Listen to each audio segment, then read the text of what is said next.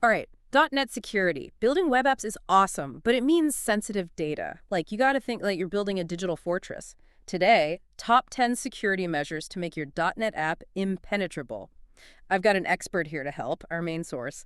This blog post, a security cheat sheet, basically, ready to turn your app into Fort Knox. Absolutely. Layers of protection, right? Yeah. Starting with the essential HTTPS. Okay, HTTPS, I get it, but like, for someone who's clueless, why is it the foundation? Imagine a postcard.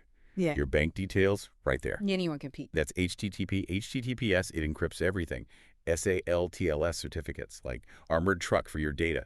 So no postcards for sensitive stuff. Our source mentions enforcing HTTPS with those SSL/TLS things, and HSTS. What's that about? HSTS tells browsers, armored truck only, no exceptions. Stops attackers downgrading to plain HTTP, like no eavesdropping.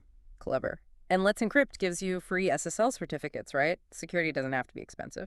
And of course, redirect all your HTTP traffic to HTTPS in production. No backdoors. Right, secure channel for every request. Now, the truck reaches your app. You need a gatekeeper. Who gets in? What do they access?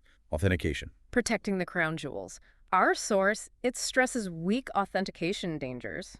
What are we talking about here? Weak passwords, predictable logins, basically leaving the gate open, unauthorized access, data breaches, the whole deal. So no flimsy lock on the treasure chest. How do we beef up this authentication? Oh, off to OpenID Connect, solid methods, paired with providers like Azure AD or Identity Server 4, multi-factor locks, much harder to crack. Checks and balances, not just one password. Our source mentions MFA for like high privilege accounts. Exactly. High privilege like keys to the inner sanctum, Yeah. MFA, extra layer, fingerprint scan on top of the key card. Okay, fortress walls, HTTPS, gatekeeper authentication. But once they're in, who goes where? Like spy movies, only some people in certain areas. Authorization. Real fortress. Not everyone needs access to the armory, right? Our source says role and claims-based authorization for granular control. Giving different keys to different rooms. So bad authorization, that's bad news. Like leaving those areas unguarded.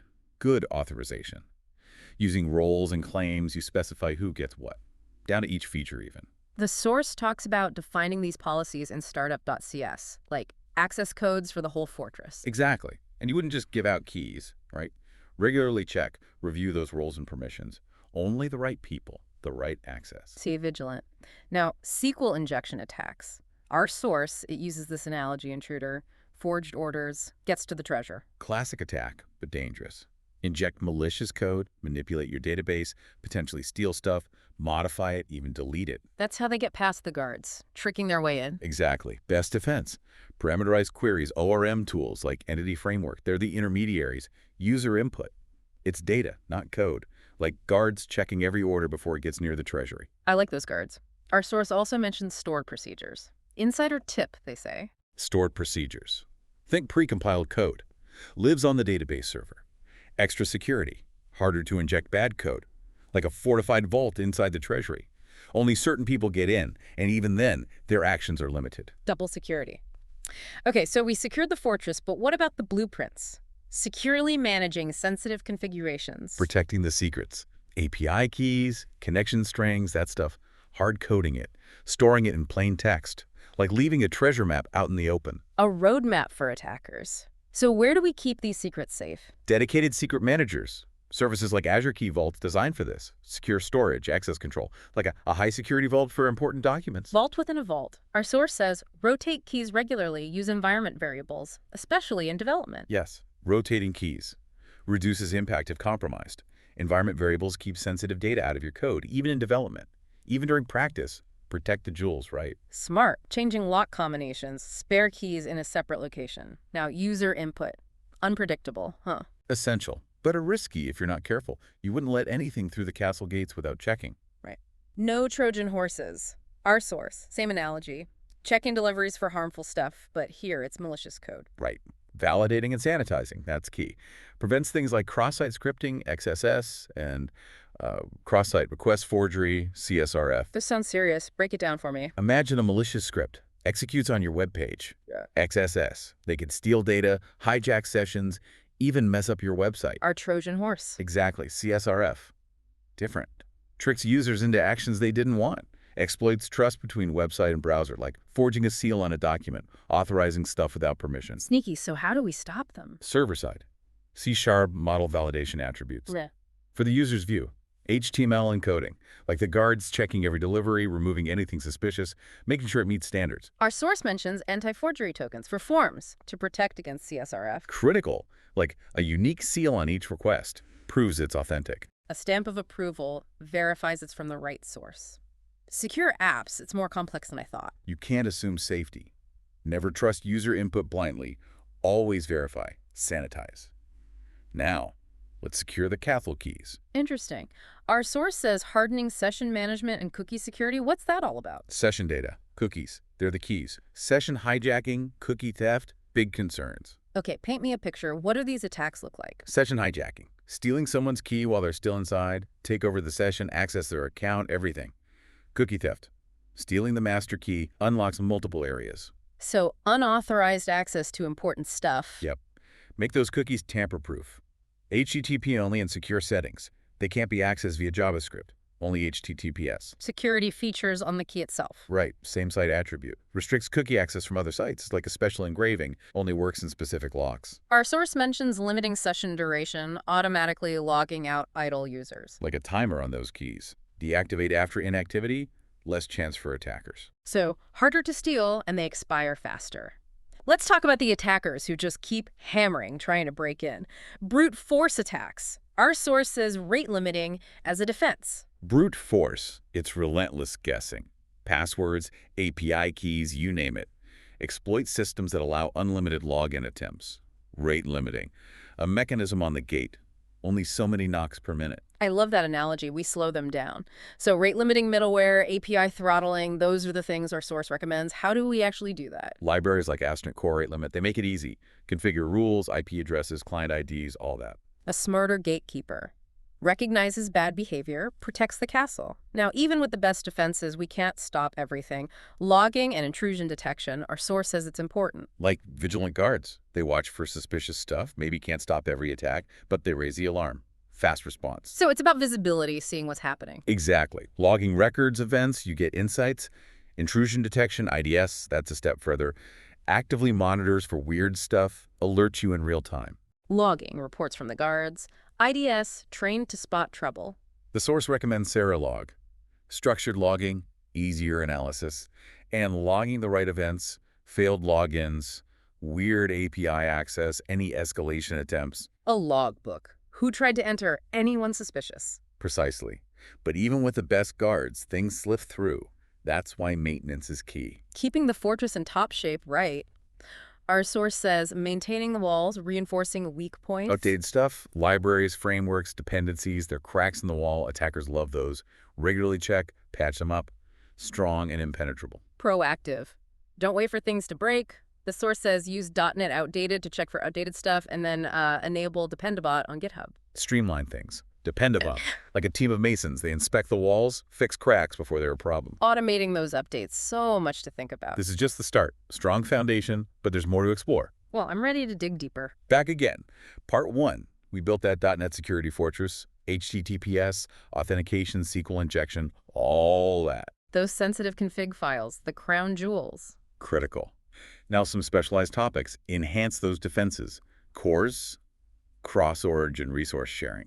Chorus, heard of it, but fuzzy on the details, big picture. Why does it matter for security? Imagine your app needs data from a different domain, a different API.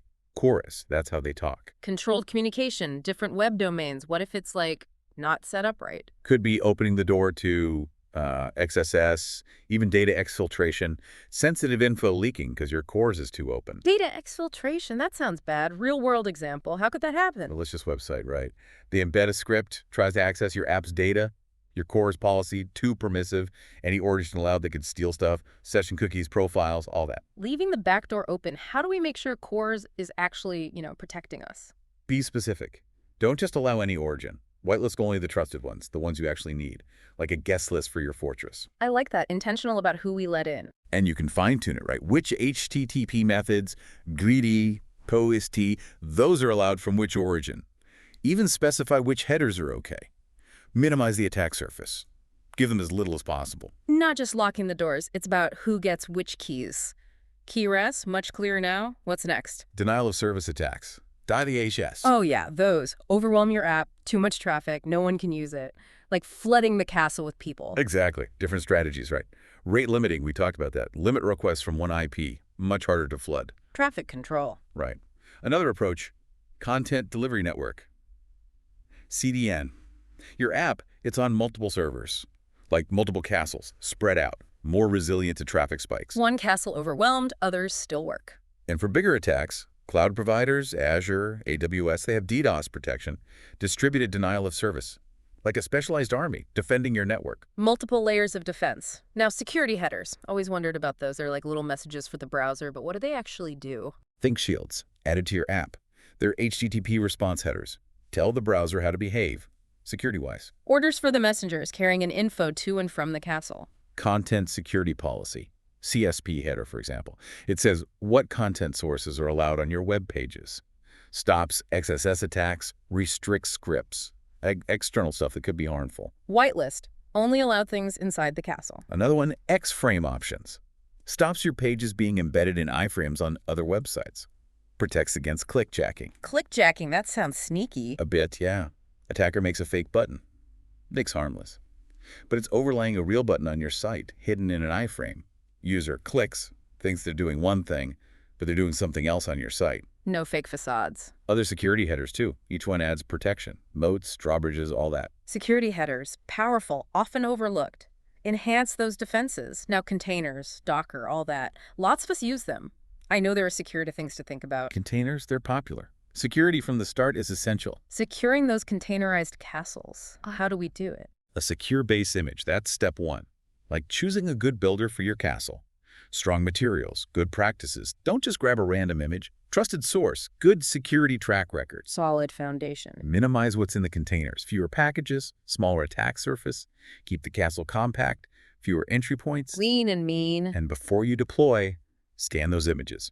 Tools like Snyk, Claire, they analyze, flag security issues. Yep. Like inspectors, checking every corner. Catch weaknesses early. Anything else for container security? Principle of least privilege, always. Only the necessary permissions.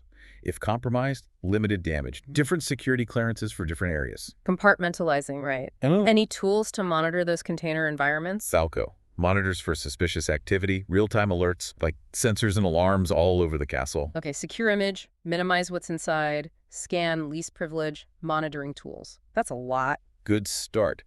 Now, the heart of modern apps, APIs.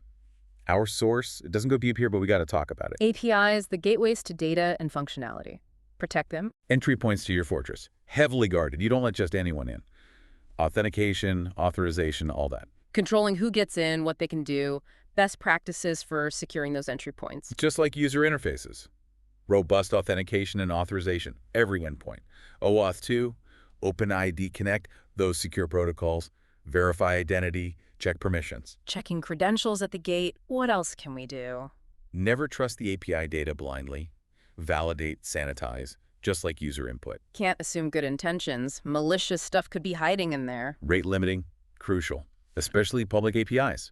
Prevents abuse, protects against overload. You don't want someone taking down your whole system by hammering the API. Sensible limits. Any tools for managing API security? API gateways. Centralized control, all your API traffic. Go. Authentication, authorization, rate limiting, logging, all in one place. Security checkpoint for all API traffic. And good docs, good testing.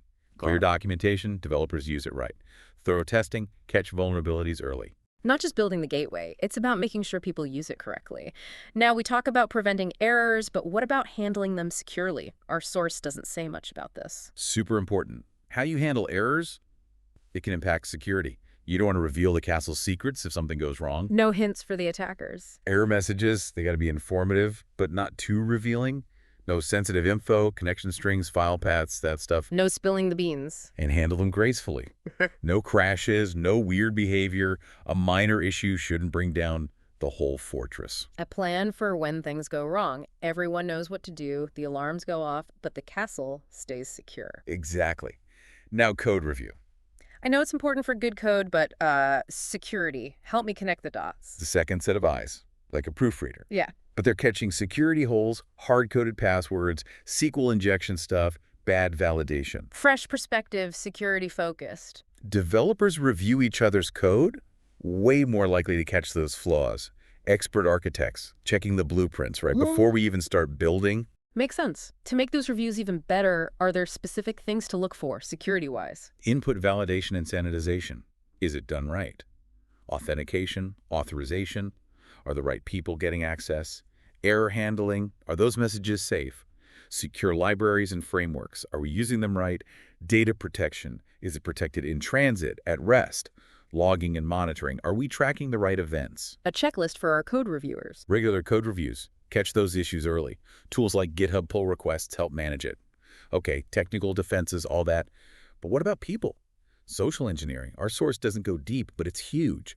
Manipulation, deception. Someone tricks a guard, opens the gate, they think they're a friend. That's social engineering. Exploiting trust, not just technical stuff. Phishing, fake websites, phone calls, all designed to trick people, get sensitive info. So how do we defend against that? Bypasses all our tech stuff. Education, awareness. Train your team, recognize those tactics, be suspicious of requests for info, access, all that. Teach the guards to be suspicious. Even if they seem friendly, don't trust anyone. Is that our motto now? Not quite. But some skepticism is good. And strong passwords, of course. A password manager, that helps. Unique passwords, every account. Reinforced steel doors and MFA, multi-factor authentication. An extra layer of protection. Even if they steal credentials, MFA makes it harder. Double lock on the door. Education, passwords, MFA. What else can we do? Security awareness, make it part of the culture. Open communication. Report suspicious stuff. Vigilant eyes and ears all over the castle. Security is a team effort. Okay, back to code. Understanding isn't enough, got to apply it. Secure coding practices. Let's get into that. Our source, not too deep here, but I know it's a big topic. Well, how? Building security into the code itself. How? Building a castle. Every brick, every bit of mortar, it's all chosen for strength. Not just guards at the gate. The whole thing has to be strong. Security from the very beginning. Assume external input is bad. Always validate. Sanitize. Principle of least privilege. Give your code the bare minimum permissions.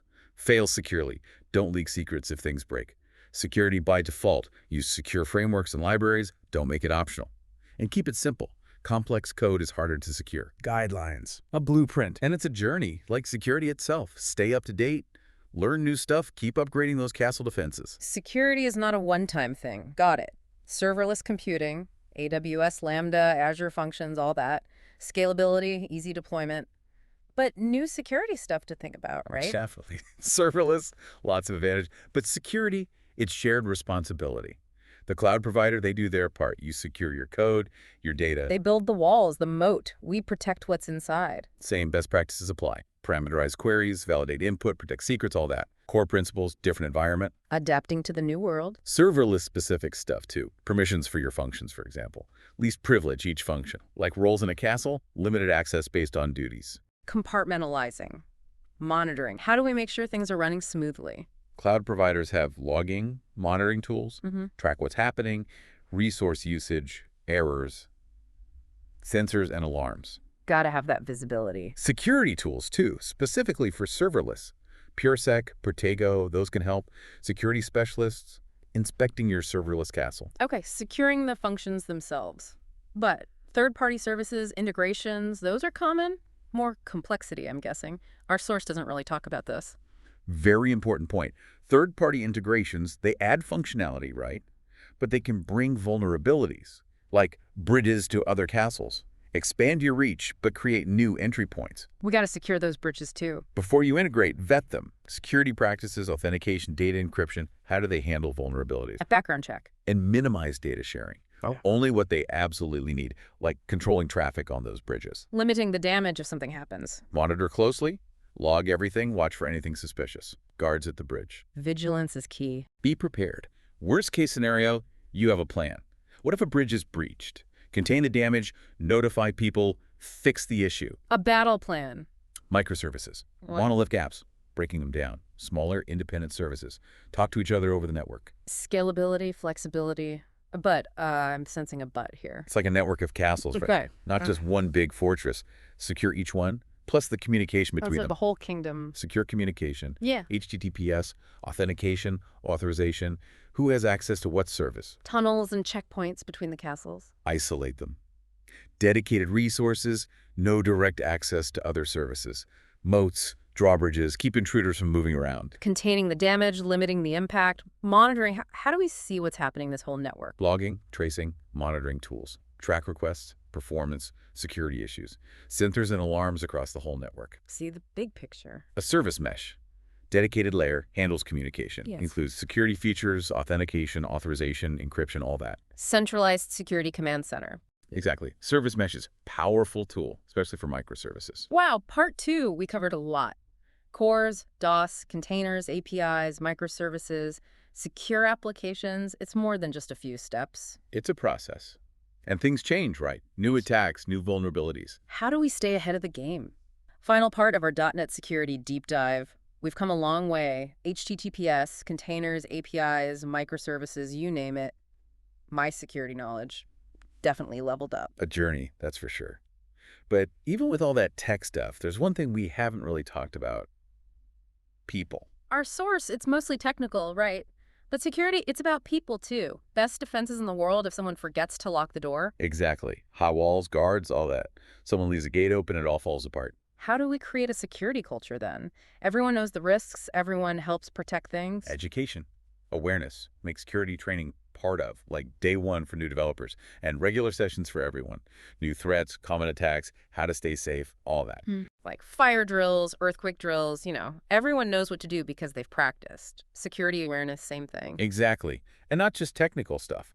Social engineering, phishing emails, protecting info, personal and work stuff. Social engineering, it's so tricky. People want to be helpful, they trust too easily. Right. Everyone needs the knowledge, the skills to recognize those threats. Yeah.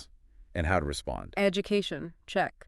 But what about, feeling comfortable speaking up, see something suspicious, you report it. No one's afraid to say something. So important. Open communication, transparency, that's the key. Report vulnerabilities, no blame, no punishment. A safe space. You see something, you say something. Exactly. That kind of environment, you catch vulnerabilities early, before they're a problem. Now, collaboration. Security can't be one person's job. Everyone has to be involved. How do we break down the walls? Everyone working together, building secure systems. Development, operations, security, those teams got to work together throughout the whole process from the beginning. Planning, design, testing, deployment, all of it.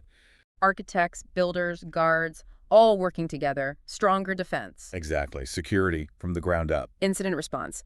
What if, even with everything we do, something does happen? A breach. Have a plan. Like a battle plan. Who does what? How do we communicate? Contain the damage.